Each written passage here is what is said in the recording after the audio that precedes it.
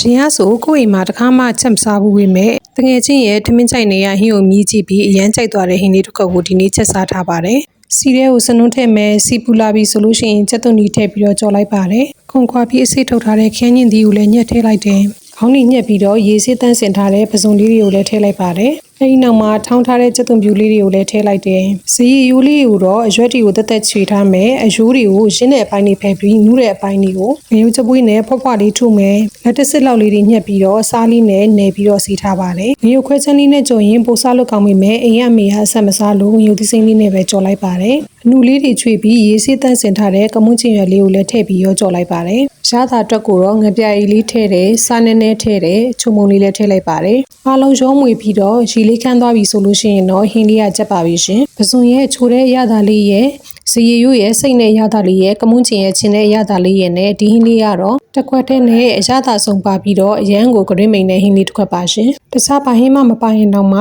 သူ့တစ်မျိုးတည်းကိုသမင်းဖြူလေးနဲ့ဆိုင်ရင်အရန်ကိုစားလို့ကောင်းနေရောပဲ။